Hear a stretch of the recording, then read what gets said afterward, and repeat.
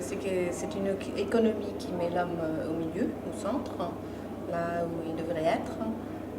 C'est le genre d'économie que je comprends, donc c'est quelque chose qui est compréhensible pour la plupart des gens. On n'a pas besoin d'une maîtrise en économie pour comprendre. C'est quelque chose qui est local, de proximité, et pour toutes ces raisons, je pense que c'est l'économie vers laquelle on devrait aller. Simplement, ce que je voudrais vous dire en accueil, c'est l'émotion en fait. L'émotion de pouvoir faire une première assemblée générale, après l'assemblée générale constitutive, et de voir le profil de cette assemblée générale et toutes les parties qui la constituent. Et c'est une vraie motivation politique qui a fait que le pôle Horizon Solidaire a pu voir le jour avec le département d'Ille-et-Vilaine et la région Bretagne. Mais c'est aussi une vraie motivation d'acteurs du territoire qui se sont dit « Banco, on y va, parce qu'on a des choses à faire, on a des choses à dire ». L'économie sociale et solidaire, elle est faite d'hommes et de femmes qui développent des richesses économiques au service de l'homme et de la femme. Donc on va laisser la parole à plusieurs d'entre eux. Sur le territoire, plus de 500 salariés et plus de 20 millions de chiffre d'affaires. En commerce, vous trouvez la potion magique et le chaviauté. Donc sur Saint-Malo, la Richardet et Combourg. En formation, insertion, ressources humaines, vous trouvez la REP, centre de formation, la mission locale, le lien, l'ASCE, l'association de secourisme Côte d'Émeraude, Ensemble RH, MFR, la fédération MFR, en ESAP, le CAT Armor, service aux personnes, l'ADMR de Tintin. C'est un réseau national qui vous sera présenté après par Émile Beuchet, qui comporte 4 grandes fonctions en tout cas, celles qu'on a envie de partager. Ces fonctions, c'est la notion de collecte, la notion de valorisation, la notion de revente et la notion de sensibilisation. Donc ces 4 fonctions permettent aussi de développer les 3 grands axes de la ressourcerie qui sont l'économie, l'écologie et puis le social. On parle de recyclage de déchets, mais quel type de déchets? Puisque, voilà. En fait, le type de déchet est très large. Ça peut être tout ce qui est jeté par les citoyens. Il n'y a pas de barrière a priori, sauf peut-être les filières qui sont déjà très organisées, mais sinon, nous, on reprend a priori tout ce qui peut avoir une deuxième vie. Cette caisse à outils, déjà, on va voir ce qu'il y a dedans. On va peut-être pouvoir l'utiliser de nouveau, de par leur fonction, ou on peut aussi peut-être amener un plus à détourner les objets, leur donner une seconde vie, vraiment, c'est le but, ou par réemploi simple, ou valorisation, en détournant un petit peu sa fonction initiale. Quand une personne vient acheter, en fait, quelquefois maintenant, et ça arrive beaucoup de fois, elle achète par émotion, et 1 mois après, 2 mois après, voire 6 mois après, elle nous ramène l'objet. Voilà, je l'ai utilisé, mais je vais reprendre quelque chose d'autre. Donc, on a une porte d'entrée qui est devant, et derrière, on a la porte d'accueil de la ressourcerie, de tous les produits usagés. Du coup, les gens passent par l'arrière, repassent dans le magasin et ressortent avec quelque chose. Et c'est pour ça que je dis c'est bien l'économie circulaire. Donc on est un groupe, on est relativement jeune, la moyenne d'âge entre 25 et 30 ans à peu près. Et ça dépend des cigales. On s'appelle Yawankies War Armées, donc c'est le nom qu'on a choisi de donner à notre cigale, ça veut dire jeunesse rurale en breton. Donc on a fait le choix, nous, de choisir des projets de jeunes en milieu rural, et puis respectueux de l'environnement et de l'humain. Et donc le projet là, entre autres, qu'on a choisi, c'est une épicerie de produits biologiques et de commerce équitable dans le secteur de Rennes. Voilà. Donc on a commencé bien sûr par épargner. Nous, on a fait le choix, je peux vous le dire, d'épargner 15 € par mois. On épargne tous la même chose. Après, dans le cigale, il y a des montants différents en fonction des investisseurs. Et puis, on a rencontré des porteurs de projets, et puis aussi on allait chercher des projets qui étaient déposés sur le site de l'association territoriale des cigales d'Ille-et-Vilaine, des projets qu'on a étudiés ensemble, parce qu'on se retrouve en AG à peu près 3 fois par an, et puis on se retrouve toute une journée pour justement étudier ces projets-là. La richesse aussi d'une cigale, c'est que chacun arrive avec ce qu'il est. Donc nous, on était 15, enfin on est 16, on vient d'accueillir un nouveau cigalier. Et on arrive avec ce qu'on est, donc sur les 16 personnes, forcément, il y a un panel de métiers complètement différents. Il y a des médecins, des professeurs des écoles, beaucoup de gens qui travaillent dans le social. Enfin, c'est très, très varié. Et du coup, chacun intervient avec ce qu'il est aussi et lie à sa façon ses différents projets. Et donc, on est très complémentaires et on se rend compte que c'est très formateur. Et là, encore une fois, on est aussi dans le social, dans le solidaire, puisque c'est vraiment de l'auto-formation. Et puis aussi, la chose qui est assez intéressante, c'est qu'on intervient sur du local. Donc, c'est de l'économie de proximité.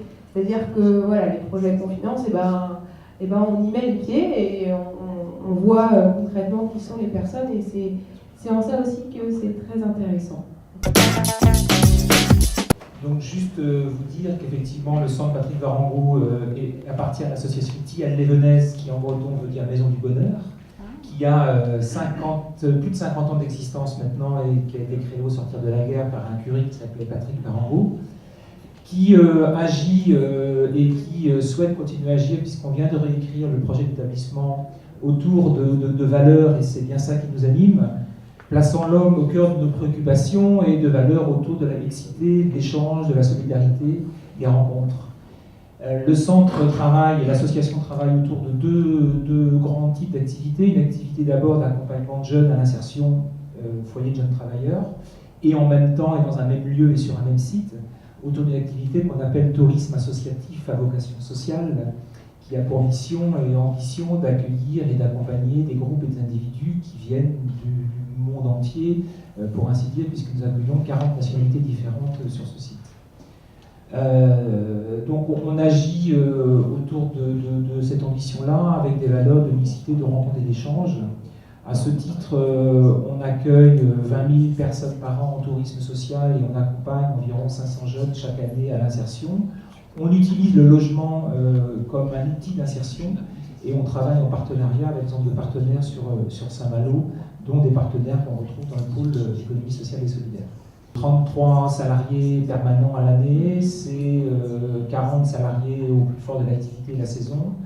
C'est, je le disais, 20 000 personnes, 42 nationalités, c'est un chiffre d'affaires global de plus de 2 500 000 euros, à 95% en autofinancement, ce qui veut dire qu'on a une réelle économie et un réel souci d'économie d'entreprise, mais une économie qui sait où elle va, une économie qui va autour de la défense et autour de l'ambition de nos valeurs. J'ai tendance à dire qu'il faut effectivement que des ponts se créent entre l'économie qu'on appelle classique et l'économie sociale et solidaire, parce qu'on a tout à gagner à des échanges. On a tout à gagner à faire prendre conscience qu'il y a des différences fondamentales, que dans un cas, on a tendance à considérer le profit comme étant l'élément indispensable, et malheureusement, il faut passer par des hommes pour atteindre ce profit, qu'il s'agisse de clients, de fournisseurs ou de salariés, alors que dans l'autre cas, on considère que le moteur, c'est les hommes, et que le profit, c'est malheureusement la nécessité par laquelle il faut qu'on passe pour essayer de faire perdurer la structure. Je crois qu'en fait, ce point, il est extrêmement important. On s'est vite rendu compte qu'il existait un potentiel extrêmement important sur notre territoire et que ce potentiel, il était souvent mal utilisé pour des problèmes, ça a été dit, des problèmes de communication, des problèmes d'interconnaissance qui n'existaient pas. On a eu l'exemple concret, deux structures existant dans la même rue de la même ville avaient, et là c'est pire que la ressourcerie, l'un avait une ressource dont il ne savait pas quoi faire, et l'autre avait un besoin qu'il n'arrivait pas à satisfaire. C'était du logement, en l'occurrence. Et là, ces gens-là, qui faisaient partie de l'économie sociale et solidaire, ne se connaissaient pas, s'ignoraient, et n'arrivaient pas à fédérer leurs ressources. C'est l'idée qui a prévalu et qui nous a rassemblés avec la région, avec la CRES, sur la nécessité de mailler notre territoire avec des pôles d'économie sociale et solidaire, des pôles de développement. Le 17, 18 et 19 juin prochain auront lieu les premiers états généraux de l'économie sociale et solidaire en France. Alors ils auront lieu, et c'est un clin d'œil, au Palais Brognard, qui est l'ancienne bourse, comme vous le savez sans doute, pour aussi dire des choses du type d'économie que nous souhaitons développer. L'ambition, il y a eu un rapport national qui a été conduit par un député, Francis Vercamer, sur l'économie sociale et solidaire, c'est en fin d'année dernière. L'ambition, c'est de faire reconnaître et connaître davantage l'économie sociale et solidaire en France. Si on prend un petit peu de recul, on constate que nous vivons une période peut-être un peu même, je dirais, historique. Il y a une fenêtre là de temps de mobilisation de tout un tas d'acteurs à tous les niveaux, du local à l'européen, sur cette question de l'économie sociale et solidaire. C'est pas pour autant qu'il faut nier les difficultés ou les contextuels de notre société et puis des structures qui composent l'économie sociale et solidaire, mais c'est se dire là qu'il y a une chance pour, je veux dire, enfin, l'économie sociale et solidaire soit reconnue à sa juste valeur. En tant qu'acteur de l'insertion par l'activité économique, j'ai été sollicitée par le département d'Ille-et-Vilaine lorsqu'ils ont mis en place les comités consultatifs. Et ils ont créé un comité consultatif de l'économie sociale et solidaire en souhaitant avoir une représentation exhaustive à la fois des activités et des territoires.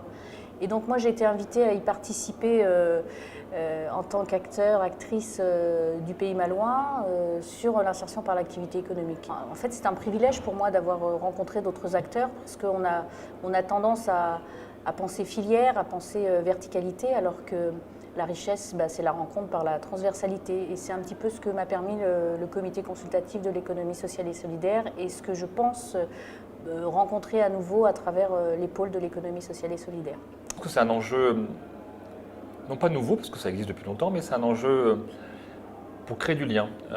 L'économie sans lien et sans intérêt pour les êtres humains qui y participent n'a pas trop de sens. Donc, le fait de stigmatiser, de clarifier notre position et de savoir qu'on existe, c'est un moyen de donner du sens, indirectement et directement. Directement parce qu'on crée de la valeur et de l'emploi, et indirectement en donnant un exemple et en permettant donc de mettre le curseur plus sur le social et l'économique social, et par exemple, par contamination en quelque sorte, de permettre aux autres économies plus traditionnelles donc de suivre un cap un peu différent que le profit. Alors pour moi, s'inscrire dans les mouvements de l'économie sociale et solidaire, c'est penser territoire, c'est penser proximité, c'est penser rencontre avec des acteurs de terrain. Et particulièrement pour ce qui me préoccupe en priorité, c'est l'emploi. Donc je pense que l'économie sociale et solidaire est un vecteur qui participe à maintenir très largement un emploi sur le territoire et permettre que le lien social et la création de richesses soient maintenus sur un pays, par exemple, comme celui de Saint-Malo.